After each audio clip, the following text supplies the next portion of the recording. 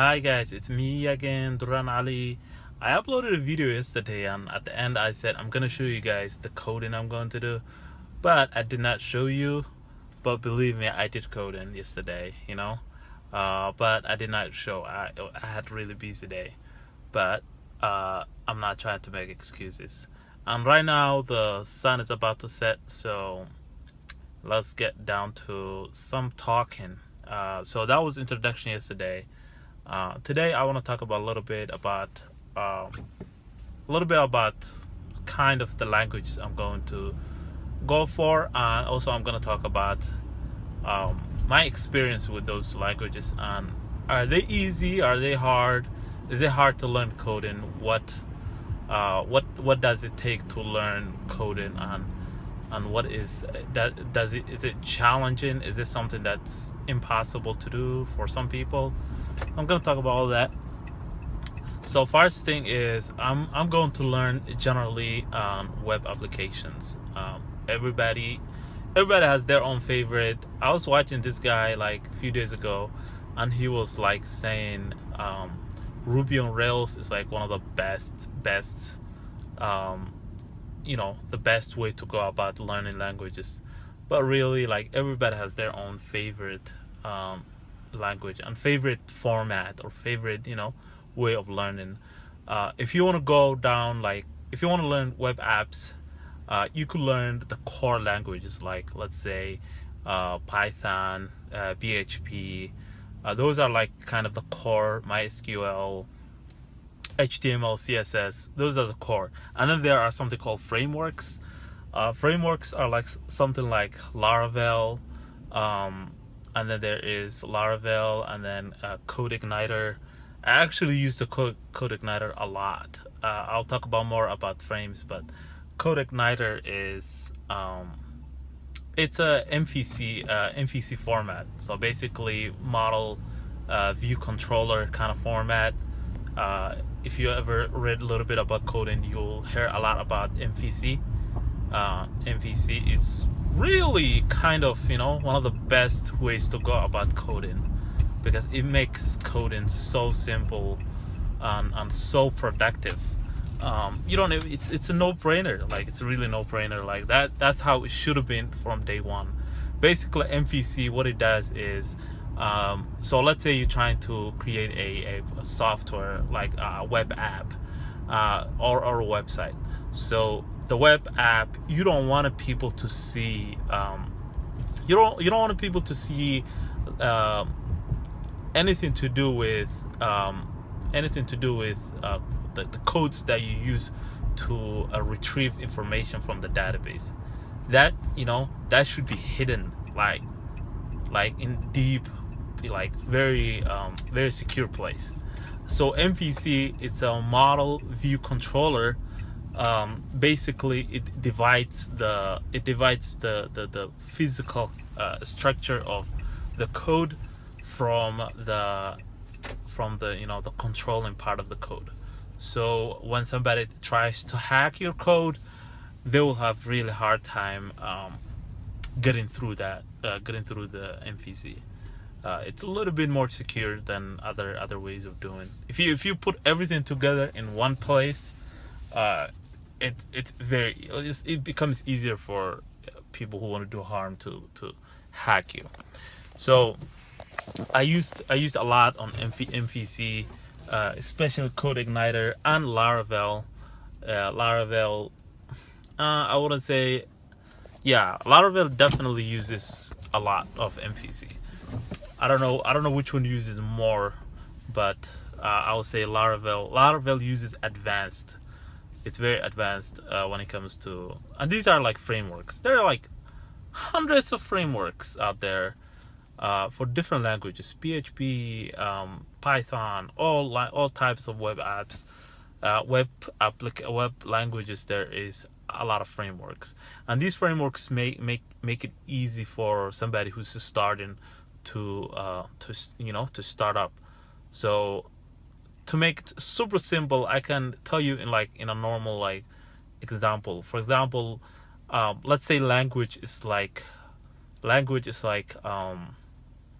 like learning architecture.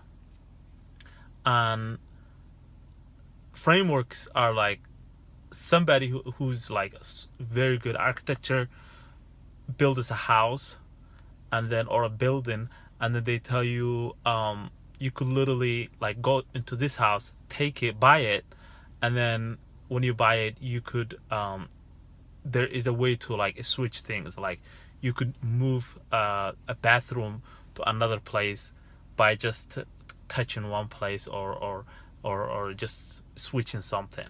So it's like somebody who already knows the language, let's say PHP, very well, or a team build this framework, and the framework is for people who don't want to do too much work. They don't want to do the basics or the works that need to be there all the time whenever you want to do something. They did all the the heavy lifting for you, and then all you have to do is just to do the light work. So that's pretty good. But the problem comes when there is no universal framework. So that is the problem.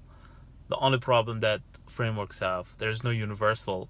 There is no I don't know if there's a standard, but there is no like a one place you go for, like, let's say for like there's something called www, World Wide Web. They have a standard. So the standard, all like browsers and all those apps, web apps, they have to follow those standards. So but frameworks don't have a standard, so it's kind of hard whenever you get locked into one framework. Let's say I got locked in a CodeIgniter. A lot of people will say, oh, that framework, it's pretty outdated, bro.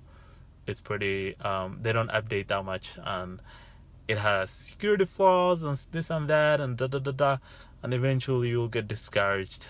But it's always good to go with the best of the best frameworks. I'll recommend go with Laravel, those kind of like advanced ones. CodeIgniter is really good. Laravel is one of the best out there, and there's tons of them. So sorry about the light. It's the sunset right now. So those are the frameworks. So what did I say at the beginning? I even forget what I was gonna talk about. I don't have notes. I don't write down notes. I don't do that. So yeah. So frameworks, and then basically all you have to do is make sure that you know what you're doing when you're using frameworks. When I was using CodeIgniter, I at the beginning I didn't know what MVC was. I didn't know anything. I just knew that if I use CodeIgniter and I use systems that other people already built, it would be easier for me, and I could, go ahead and switch things and try to understand from that way. And it was good. I learned a lot through that way, because I was actually building a web app. It was school management web app. And it forced me, I was awake like nights and days figuring out little problems here and there. And the reason I was so motivated is because some people were waiting for me. There were schools that already said they need to use this app, and they're waiting, and there's a deadline. So I had to learn things like real, like brutal and force. And I think that's one of the best ways to learn, is to take a real project, real problems, real issues, and there is a real people who are waiting for you, and it's not fake. And if you fail, there's consequences. So then you will have real motivation to go forward. So that was one of the reasons, one of the ways that I learned. Another thing, guys, side note, other than the coding, I actually want to kind of add Somali language in here. Some people requested me that I should just mix Somali and English, since that we're I'm Somali, and if you don't understand it, just comment down there and I will make sure I'll put a subtitle. But if everybody who's listening to Somali, then it's easier that way. So that's that. I'm not gonna show you coding today. I'm sorry, guys. But soon I'll show you what I'm doing. I'm trying to build a small app. Starting from scratch, literally like zero, nothing, and then I'm gonna show you my thought of thinking about how I put together the general framework. Before you do anything, coding doesn't do anything unless you have a actual something that you already drew, something you have, like you have an idea of what you want to do. So you say, for example, if like for example, I'm creating an app for one of the apps I'm trying to create from scratch is a census app. It's like an app that counts, like, let's say how many people live in a city, like let's say how many Somalis live in Minnesota, things like that. And it has different functionalities and things like that. So I might fail, that might not work for me, but I'll try. So before you do anything, you want to make sure that you have the idea and what are you trying to create in your mind, and then you need to have the different parts of the app separated. Just like if you're creating a movie, let's say you're a director of a movie.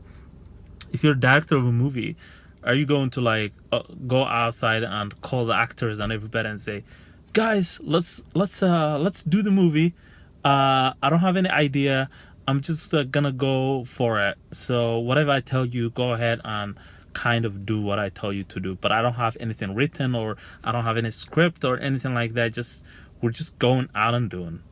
Yeah, that movie is gonna fail big time. It's not even gonna work out. So if you are creating an app or anything like that, or a website or anything like that, you need to write down everything in detail, because computers are so dumb, they don't even know what they're doing. So you want to make sure that like you tell them every instructions.